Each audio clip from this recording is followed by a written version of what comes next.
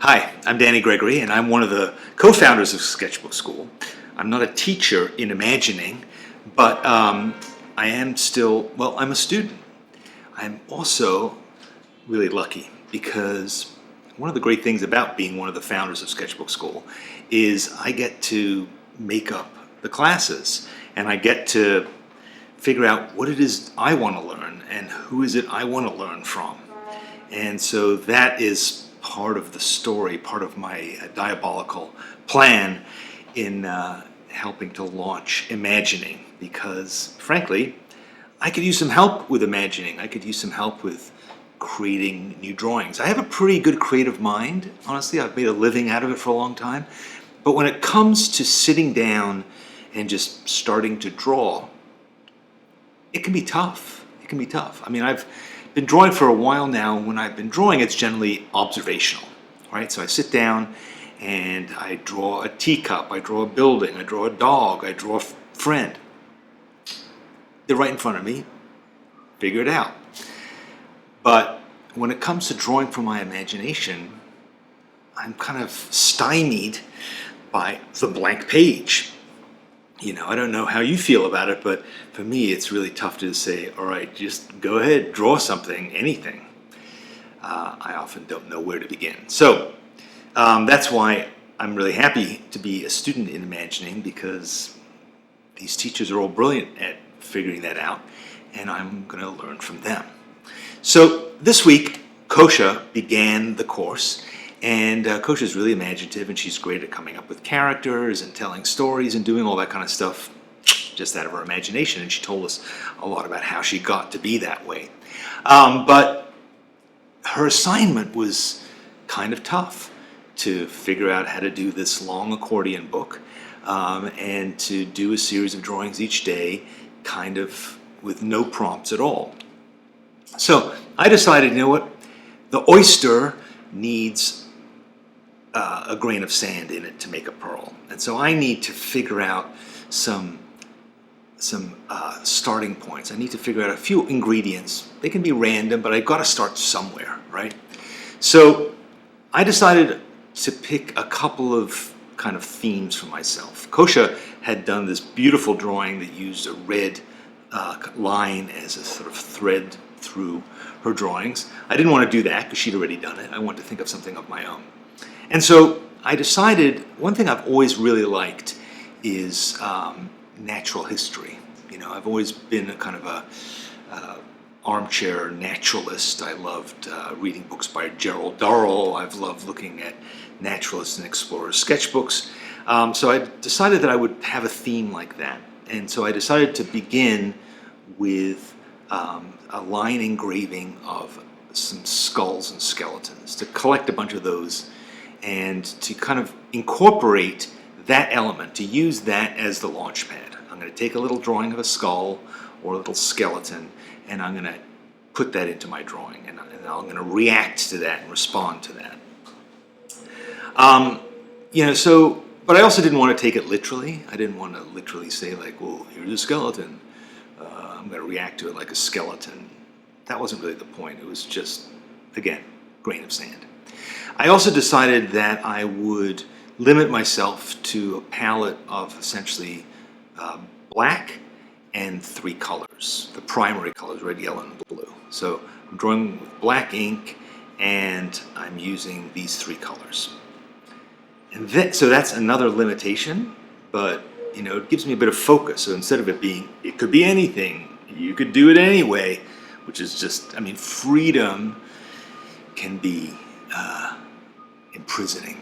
Hey, that could make a nice t-shirt. Anyway, freedom, you know, can really bog you down. So those are my 2 limitations. And then another thing I decided to do was, rather than draw it on paper, I was going to draw it on my iPad. I've been working on drawing the iPad for the last few months, and I want to continue that, but I haven't really been drawing that much from my imagination on the iPad, so I'm going to use that. So here's what I did. So the first thing, I found this little skeleton, I put him in, and I had no other preconception. No other preconception. I was just going to let it happen. Just start seeing where I go. one step kind of beyond doodling, really, just to draw lines, see how I react to it, draw another line. So my very first drawing is here. We can watch it unfold. And for some reason, I was inspired by, I don't know, engineering, maybe? Engineering. I'd been reading a bit about engineering. I'd been reading about software development. And so I sort of wanted to make something mechanical, something that looked like it was a diagram from Popular Mechanics or something like that. So that was my first thing. It was kind of nutty, this weird machine that went all over the place. On my next day, what I decided to do was, again, to just start playing, but I've been reading and looking at drawings by Dubuffet. And Dubuffet is an artist whose work I really like, and he's inspired a lot by mentally handicapped people and by children's drawings and sort of outsider art. But he was, a sophisticated Frenchman, but he channeled that energy, and I'd been looking at that, so I sort of channeled his energy, and I created another drawing, and this time it was sort of more of almost like a child's drawing, sort of surreal. Here's that drawing.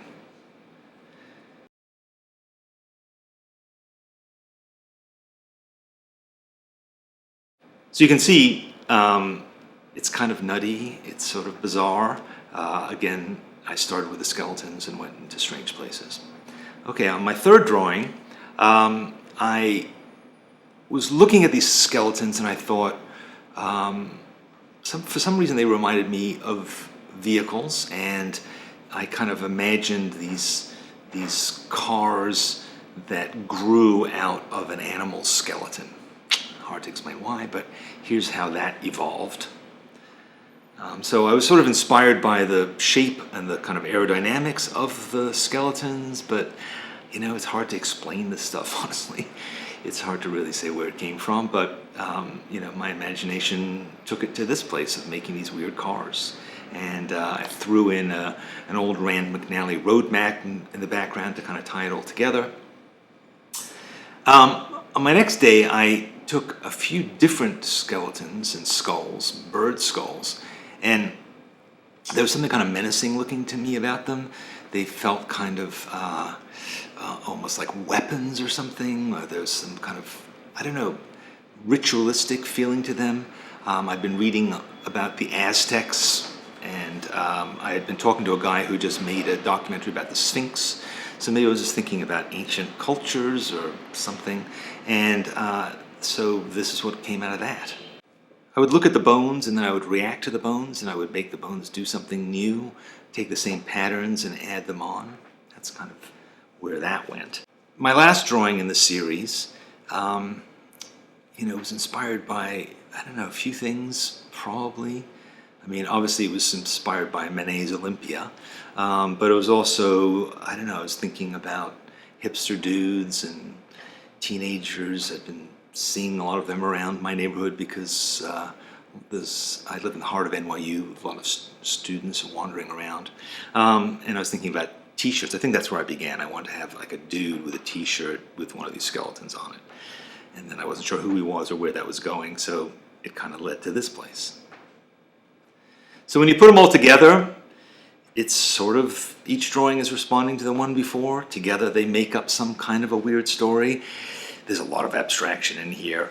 I can't fully explain it, but I can tell you it was a lot of fun. Once I had my kind of basic ingredients, it's kind of like a recipe where, you could say, oh, I could cook anything, but my kitchen is empty. At least I can open the fridge and go, okay, I have some skulls, I have a red, yellow, and blue kind of color scheme, and now I can start cooking with that. So, but probably the biggest ingredient was just me. My memories, my past inspirations, the things I like and don't like. So I hope you're having fun doing this. I know it can be challenging, but just plunge in. That's what I did. I didn't really have a lot of plans. I didn't have a lot of ideas. Just kind of started making it, and it was fun. But this is just week one. Let's see where we go next.